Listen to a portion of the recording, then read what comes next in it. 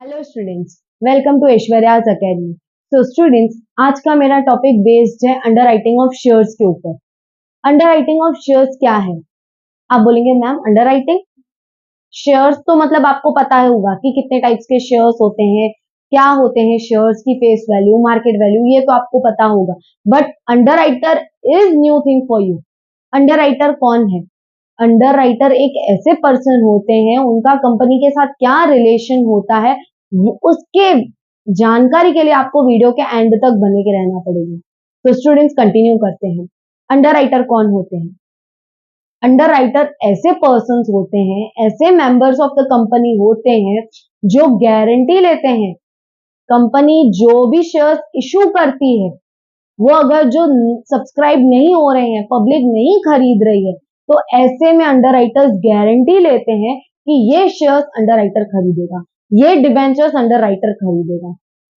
जो भी shares non subscribed होते हैं, जो भी डिबेंचर्स नॉन सब्सक्राइब्ड होते हैं, किसी ने नहीं खरीदे होते हैं, तो ऐसे में अंडर राइटर उसकी पूरी गारंटी ले लेता है। अंडर राइटर उसको कंपनी को बोलता है कि ये शेयर्स, ये डिबेंचर्स मैं खरीदूंगा। वो रिस्क ये टेक ओवर करता है। ऐसे में कंपनी को जो डाउटेबल रहता है कि ये मेरे इशू होंगे, सब्सक्राइब होंगे नहीं होंगे, ऐसे में अंडर राइटर वो उनका रिस्क कम कर देता है। ये रिलेशन होता है अंडर राइटर एंड कंपनी के बीच में। इनका म्यूचुअल कॉन्ट्रैक्ट होता है, या फिर आप बोल सकते हो इनका एक एग्रीमेंट होता है। ठीक है, चलिए अभी वीडियो को आगे बढ़ाते हैं। इसकी मीनिंग क्या है, इंपॉर्टेंस क्या है इसके? जैसे कि यहाँ पे आप देख रहे हैं अंडर राइटिंग ऑफ शेयर्स मैंने लिखा हुआ है, उसकी मीनिंग क्या लिखी हुई है?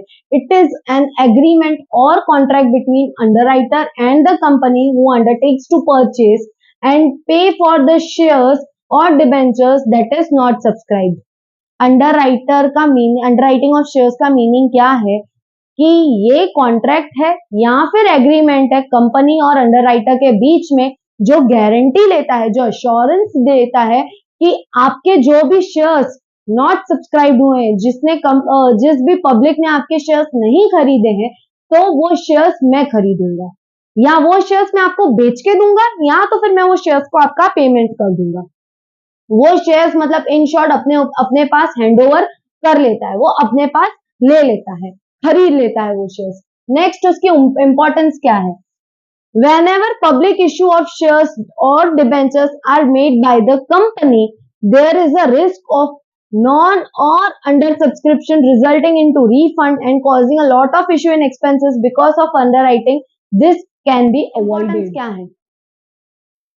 मैं आपको इसका शॉर्ट में एक्सप्लेनेशन देती हूँ। इंपॉर्टेंस क्या है इसकी? अगर जो अंडरराइटर्स नहीं होते, तो कंपनी के ऊपर पूरा लॉस आ जाता, पूरा बर्डन आ जाता। जो भी शेयर्स नॉट सब्सक्राइब्ड हुए हैं, उसका पूरा बर्डन किसके ऊपर आ जाता? कंपनी के ऊपर आ जाता। पूरा लॉस किसको बेयर करना पड़ता था? कंपनी को बेयर करना पड़ता था। ऐसे में अंडरराइटर्स को वो हायर करते हैं एज अ कमीशन बेसिस या फिर as a salary basis. It depends, या कमीशन बेसिस या फिर सैलरी बेसिस। ऐसे में अंडरराइटर्स क्या करते हैं? वो पूरा रिस्क अपने ऊपर ले लेते हैं। मतलब वो अश्योरेंस ले लेते हैं कि आपके जो भी शेयर्स नहीं बिक रहे हैं, don't worry, we will take care of it. वो शेयर्स मैं आपको बेच के दूंगा, है ना?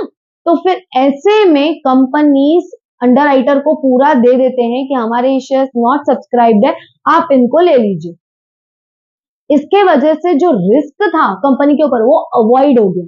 वो अभी रिस्क का बर्डन कम हो गया, उसके एक्सपेंसेस कम हो गए। अभी जैसे कि किसी ने सब्सक्राइब की नहीं किया है, या किसी ने सब्सक्राइब करके बोला है मुझे विड्रॉ करना है, तो हम उनको रिफंड करने वाले हैं, हमें उनको रिफंड करना पड़ेगा। तो ऐसे में वो कंपनी का एक्स्ट्रा एक्सपेंसेस हो जाएगा ना। इसीलिए अंडरराइटर्स को हायर किया जाता है कि अंडरराइटर्स कन्विंस करेंगे पब्लिक को। ठीक है, नेक्स्ट पॉइंट है प्रोविजंस। इसकी क्या है रिगार्डिंग टू कमीशंस? इसकी प्रोविजंस क्या है? According to section 76 clause B sub clause 2 of Companies Act, commission should be as per articles. हमारी जो भी कमीशन रहेगी वो एज पर आर्टिकल्स रहेगी। कोई भी ज्यादा नहीं दे सकता, कोई भी कम नहीं दे सकता। जो मेंशन्ड है according to rules of Companies Act, तो हमें वही कमीशन देनी है। कमीशन क्या देनी है? Maximum 2.5% to shares. अगर जो अंडर राइटर्स हमारी कोई शेयर्स बेच के दे रहे हैं, सेल करके दे रहे हैं, तो हमें उनको कमीशन मैक्सिमम 2.5% देनी है। ठीक है, अगर जो अंडर राइटर्स हमें अपने डिबेंचर्स सेल करके दे रहे हैं, तो हमें उनको मैक्सिमम कमीशन कितनी दे रही है? 5%। ये कमीशन फिक्स्ड है, 2.5% एंड 50%। अभी मैं आपको एक इसका बेस्ट एग्जांपल है, प्रीमियम क्या होता है। चलो, अगर जो आपको नहीं पता है तो मैं आपको बता देती हूँ। डिस्काउंट पे शेयर्स इशू करना क्या होता है, प्रीमियम पे शेयर्स इशू करना क्या होता है। सपोज 10 रुपीज का शेयर है, 10 रुपीज का शेयर है, वो 20% प्रीमियम पे है। प्रीमियम मतलब प्लस करके अमाउंट होता है। 10 रुपीज का 20% कितना होगा? 2 रुपीज। तो शेयर की वैल्यू क्या हो जाएगी? 2 रुपीज। इसका मैं उल्टा केस कर लेती हूँ, डिबेंचर्स। ऐसे ही सेम शेयर्स के साथ होता है। डिबेंचर्स की फेस वैल्यू है 100 रुपीज। डिबेंचर्स की फेस वैल्यू है 100 रुपीज। वो अगर जो 5% डिस्काउंट पे है, कितना आएगा? 100 का 5% कितना आएगा? 5 रुपीज।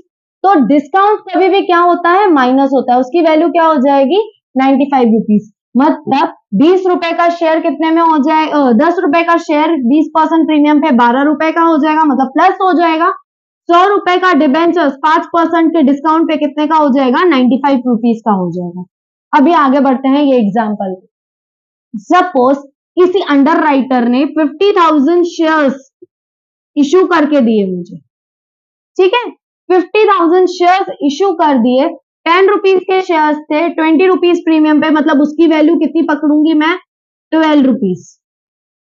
ठीक है, अभी मुझे उसको कमीशन कितनी देनी है? 2.5%। अभी इनका मैं कैलकुलेशन करूंगी 2.5% से। 12 रुपीज का एक शेयर है, 2.5% उसको मैं कमीशन दे रही हूँ, तो फिर इसका आंसर क्या आ जाएगा? 15,000 रुपीज मुझे उसको कमीशन देनी पड़ेगी अंडर राइटर को। इसका ही अभी मैं डिबेंचर्स का एग्जांपल दे रही हूँ। सपोज वो 10,000 डिबेंचर्स मुझे इशू करवा के दे रहे हैं। एक डिबेंचर की वैल्यू यहाँ पे मैंने कितनी पकड़ी है? 95 रुपीज, राइट। अगर मैं उसकी वैल्यू पकड़ रही हूँ 95 रुपीज, मैंने रूल्स के अकॉर्डिंग डिबेंचर्स का कितना बताया? 5% कमीशन। अभी इसकी वैल्यू क्या आएगी? कैलकुलेट करेंगे तो इसकी वैल्यू आएगी 47,500। मतलब तो कमीशन कितनी मिलेगी? कमीशन की कैलकुलेशन कैसे होगी?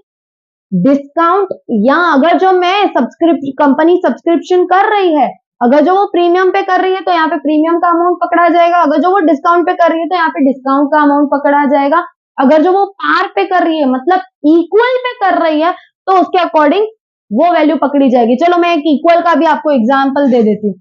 जैसे 10,000 शेयर्स है, इशू करके दिए, फेस वैल्यू पे पकड़ रही हूँ मैं उसको। फेस वैल्यू पे 10 रुपए के हिसाब से 2.5%। बताइए अभी इसका वैल्यू क्या आएगा? आप इसका आंसर मुझे कमेंट सेक्शन में पास करेंगे। ठीक है, चलो अभी नेक्स्ट टॉपिक पे आते हैं। Types of underwriting of a contract. कितने टाइप्स की अंडरराइटिंग होती है? कितने टाइप्स की अंडरराइटिंग कॉन्ट्रैक्ट बेस पे होती है? मतलब हम जो कॉन्ट्रैक्ट, कंपनी जो कॉन्ट्रैक्ट करती है, उसमें कितने टाइप्स की अंडरराइटिंग होती है? अंडरराइटर कौन से टाइप की अंडरराइटिंग कन्विंस्ड होता है? इसके लिए हम अभी आगे बढ़ते हैं। टाइप्स इन अंडरराइटिंग में कितने टाइप्स की एग्रीमेंट होती है, कितने टाइप्स का कॉन्ट्रैक्ट होता है एक अंडरराइटर और कंपनी के बीच में? सबसे पहला एग्रीमेंट क्या होता है? Marked application. आप समझ सकते हैं, मार्क्ड मतलब विथ स्टैम्प।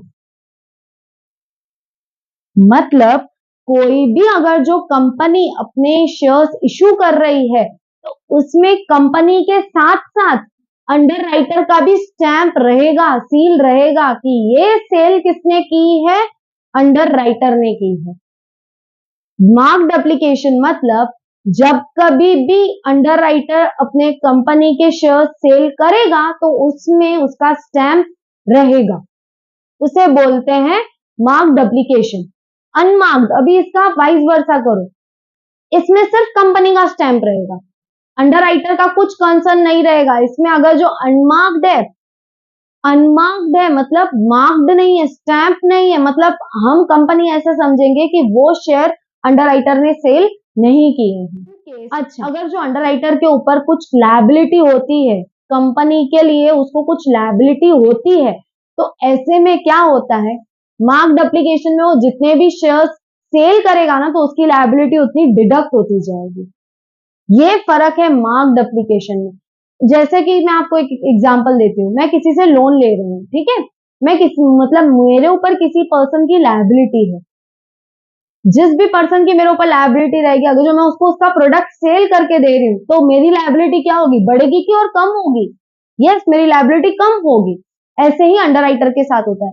अंडरराइटर के ऊपर अगर जो कंपनी की लायबिलिटी होती है, तो अंडरराइटर जब भी शेयर्स या डिबेंचर सेल करके देता है कंपनी को, तो उसकी लायबिलिटी क्या हो जाती है, डिडक्ट हो जाती है। Next, full underwriting. Full underwriting क्या है? फुल अंडरराइटिंग मतलब कंपनी पूरा ऑथोराइज कर देती है अंडरराइटर को कि ये शेयर सारे आपके हैं, अनलेस उनको कुछ फर्क नहीं पड़ता कि ये सब्सक्राइब हुए हैं कि नहीं सब्सक्राइब हुए हैं। ये पूरा उनके ऊपर रहता है, अंडरराइटर्स के ऊपर, कि how to deal with the public. Partial underwriting. Partial underwriting, suppose यहाँ पे मैं आपको एग्जांपल दे रही हूँ, 1 लाख शेयर्स अगर जो कंपनी इशू कर रही है, ठीक है, उसमें से सिर्फ 10,000 का कॉन्ट्रैक्ट दे रही है अंडरराइटर को। 10,000 का शेयर्स मतलब मैं आपको ऐसे बोल सकती हूँ कि 1 लाख का वो सिर्फ कुछ परसेंट दे रही है, कुछ पार्ट दे रही है, 10,000 शेयर्स दे रही है कि अंडरराइट करके दो, मुझे ये बेच के दो। तभी इसको बोलते हैं पार्शियल अंडरराइटिंग, मतलब कुछ पार्ट उसमें से अंडरराइटिंग के लिए दे रही है। Soul underwriting. सोल अंडरराइटिंग क्या है? यहाँ पे सिंगल अंडरराइटर रहेगा। सिंगल अंडरराइटर पूरा शेयर्स को क्या करके देगा, सेल करके देगा। मतलब एक सिंगल पर्सन के ऊपर पूरी रिस्पॉन्सिबिलिटी रहेगी। Joint underwriting. जॉइंट अंडरराइटिंग क्या है? यहाँ पे 2 और मोर अंडरराइटर्स रहेंगे। यहाँ पे 2 और मोर अंडरराइटर्स रहेंगे जो जो कंपनी को अश्योरेंस देंगे कि हम मिलके आपकी कंपनी के शेयर्स हम सेल करके मैं ऐसा कह सकती हूँ, firm underwriting and full underwriting are kind of same personalities underwriters. Firm underwriting भी वही है कि यहाँ पे अंडरराइटर को कुछ फर्क नहीं पड़ता कि आपके फर्म में, आपके कंपनी में जो भी शेयर्स सब्सक्राइब हो या ना हो, अंडरराइटर सारे शेयर्स की गारंटी ले लेता है कि ये शेयर्स मैं आपको सब्सक्राइब करवा के दूंगा, ये शेयर्स मैं आपको सेल करके दूंगा। मतलब वो पूरा बर्डन किसके ऊपर आ जाता है, अंडरराइटर के ऊपर। इसमें कुछ भी पार्ट नहीं हो, मतलब इसमें ऐसा कुछ भी नहीं होगा कि मैं कुछ हिस्सा दूंगी अंडरराइटर्स को, कि 50-50 दूंगी, 2 और मोर अंडरराइटर्स को दूंगी, नहीं, ऐसा कुछ भी नहीं होगा। इसमें क्या होगा, अगर जो कंपनी 1 लाख शेयर्स या डिबेंचर्स इशू कर रही है, तो 1 लाख का बर्डन पूरा किसके ऊपर हो जाएगा, अंडरराइटर्स के ऊपर। ठीक है, इसमें कुछ भी कंपनी का रोल नहीं होगा, कंपनी को कुछ लेना देना नहीं है कि कितनी सब्सक्रिप्शन हुई कितनी नहीं हुई, उनको उनका पैसा पूरा मिल जाएगा। तो students, I hope you like this video. अगर जो आपको ये चैप्टर से रिलेटेड और नॉलेज चाहिए और इंफॉर्मेशन चाहिए, तो please do subscribe my channel and do follow us. Thank you.